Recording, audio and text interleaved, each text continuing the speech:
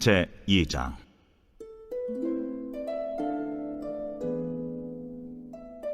레위 가족 중 한 사람이 가서 레위 여자에게 장가들어 그 여자가 임신하여 아들을 낳으니 그가 잘생긴 것을 보고 석 달 동안 그를 숨겼으나 더 숨길 수 없게 되매 그를 위하여 갈대 상자를 가져다가 역청과 나무진을 칠하고 아기를 거기 담아 나일강가 갈대 사이에 두고 그의 누이가 어떻게 되는지를 알려고 멀리 섰더니 바로의 딸이 목욕하러 나일강으로 내려오고 시녀들은 나일강가를 거닐 때에 그가 갈대 사이에 상자를 보고 시녀를 보내어 가져다가 열고 그 아기를 보니 아기가 후우는지라 그가 그를 불쌍히 여겨 이르되 이는 히브리 사람의 아기로다.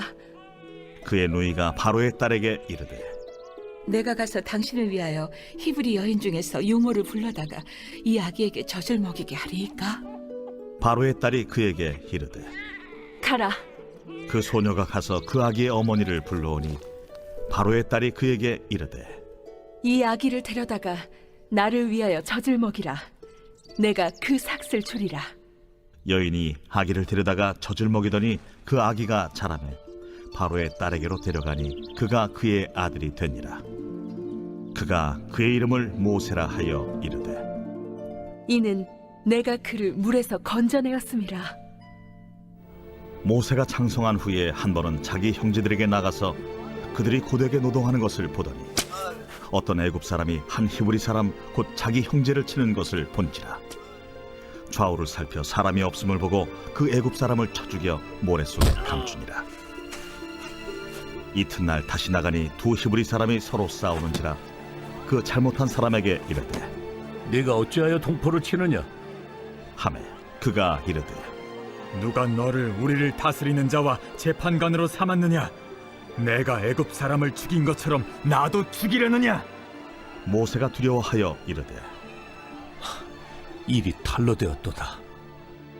바로가 이 일을 듣고 모세를 죽이고자 하여 찾는지라. 모세가 바로의 낯을 피하여 미디안 땅에 머물며 하루는 우물 곁에 앉았더라. 미디안 제사장에게 7딸이 있었더니 그들이 와서 물을 길어 구유에 채우고 그들의 아버지의 양떼에게 먹이려 하는데 목자들이 와서 그들을 쫓는지라. 모세가 일어나 그들을 도와 그 양떼에게 먹이니라.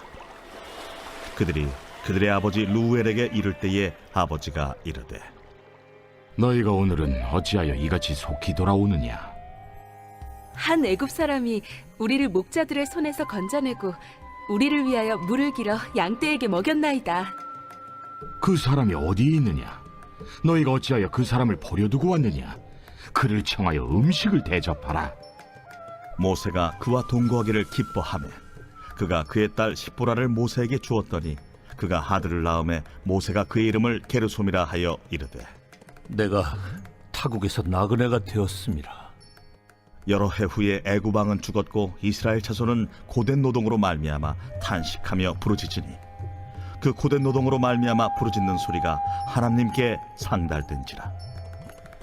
하나님이 그들의 고통 소리를 들으시고 하나님이 아브라함과 이삭과 야곱에게 세운 그의 언약을 기억하사 하나님이 이스라엘 자손을 돌보셨고 하나님이 그들을 기억하셨더라. 오늘 본문에는 이스라엘 백성들이 애굽에서 극심한 핍박을 받고 있을 때 태어난 한 사람에 대해서 말씀하고 있습니다. 바로 모세입니다. 오늘 본문을 보면서 다시 한번 생각하게 되는 것은 하나님의 방법은 사람이라는 것입니다. 요셉을 통해서 역사하셨던 하나님은 이제 모세를 통해 역사하시려고 모세를 이 땅에 보내십니다. 그런데 사탄은 그런 하나님의 계획을 방해합니다. 그 사람이 아직 아기일 때부터 이제 없애려고 하는 것이죠. 이 일은 예수님께서 이 땅에 태어나셨을 때에도 마찬가지였습니다. 바로 왕이 이스라엘 사람에게서 태어난 모든 남자 아이는 이제 나일강에 던지라고 이제 명령을 했기 때문에 이제 모세는 태어날 때부터 죽음의 위협을 받았습니다. 모세를 석 달 동안은 몰래 숨겼지만 이제 더 이상 숨길 수 없는 상태가 되었습니다. 이에 모세의 부모는 결단하고 모세를 하나님께 맡깁니다. 오늘 본문 3절 말씀을 제가 읽겠습니다.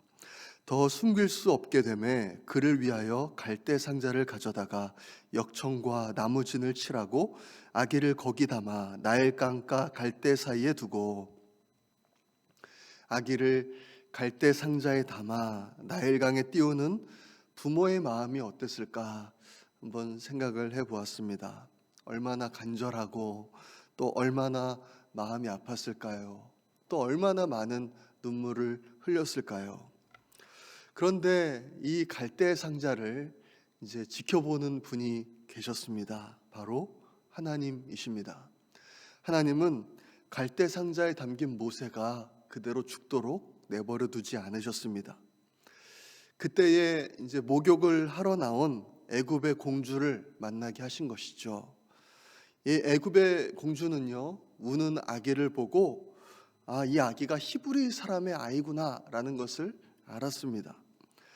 지금 애굽에는 이제 왕이 명령을 한 상태입니다. 히브리 사람의 아들이 태어나면 나일강에 던져라 그런 명령이 떨어져 있는 상태인데, 이 애굽의 공주가 이 사실을 모를 리가 없을 것입니다.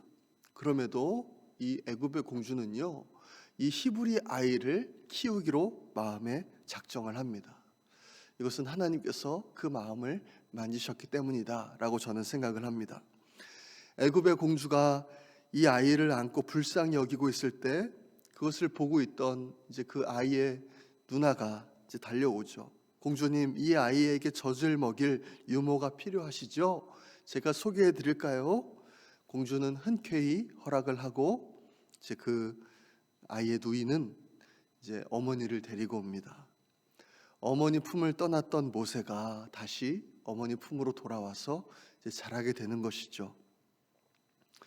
이 모세가 공주의 아들이 되는 순간부터 모세는요, 그 당시 최강대국이었던 애굽의 왕자로서 최고의 교육을 받으며 이제 성장하게 됩니다. 이 부분을 사도행전 7장 22절에서는요 이렇게 말씀하고 있습니다. 모세가 애굽 사람의 모든 지혜를 배워 그의 말과 하는 일들이 능하더라라고 말씀을 합니다.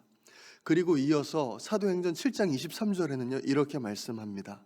나이가 40이 되매 그 형제 이스라엘 자손을 돌볼 생각이 나더니, 오늘 본문에도 나와 있지만 40세의 모세는요, 자기 동족 이스라엘 사람들이 애굽 사람들에게 학대받는 것을 보고 이제 아무도 보지 않는 줄 알고 그 애굽 사람을 죽입니다. 하지만 그것이 탄로가 나고 애굽 왕이 이제 모세를 찾아서 죽이려고 하자 모세는 미디안 땅으로 피하게 됩니다. 그리고 그곳에서 결혼도 하고 또 자식들도 낳고 양을 치는 목자가 되어서 40년이라는 시간을 그곳에서 보내게 되는 것입니다. 이 부분에서 우리는요 이제 의문을 갖게 됩니다. 하나님의 방법은 사람인데 왜 하나님은 40세에 모세를 쓰지 않으시고 40년 동안이나 이 모세가 광야에서 시간을 보내게 하시는 것일까요? 40세의 모세는요 애굽의 왕자로서 권력과 힘을 가지고 있었습니다. 하나님께서 이때의 모세를 사용하시면 출애굽을 조금 더 쉽게 할 수 있을 것 같습니다. 그런데 이때의 모세는 쓰지 않으시고 40년 동안이나 모세를 광야에서 있게 하시는 것이죠. 이때 당시에 평균 수명은 약 80세 정도였다고 합니다. 그러니까 지금 이제 80세의 모세는요 40세의 모세와는 달리 이제 모든 소망도 없어지고 또 모든 힘도 없어지는 그런 때입니다. 내 힘으로 무언가를 해보려는 그런 마음도 이제는 내려놓고 이제는 자기 스스로 무언가를 할 수 없다는 것을 아주 깊이 절감하는 그런 때입니다. 자신을 더 이상 의지할 수가 없는 그런 때이죠. 그런데 그때 하나님께서 이제 모세를 찾아오시는 것입니다. 오늘 본문을 보면서 우리는 모세의 삶을 인도하시는 하나님을 보게 됩니다. 그리고 사람의 생각과는 다르게 인도하시는 하나님을 보게 됩니다. 우리 역시 이렇게 생각할 때가 있는 것 같습니다. 하나님, 지금 정말 좋은 기회입니다. 지금 저에게는요, 많은 힘이 있습니다. 많은 것을 가지고 하나님을 섬길 수 있습니다. 지금 저를 사용하시지 않으면 하나님 정말 실수하시는 것입니다. 그렇지만 오늘 본문에서 본 하나님은 우리가 힘을 빼고 하나님을 의지하기를, 하나님만 의지하기를 기다리신다고 믿습니다.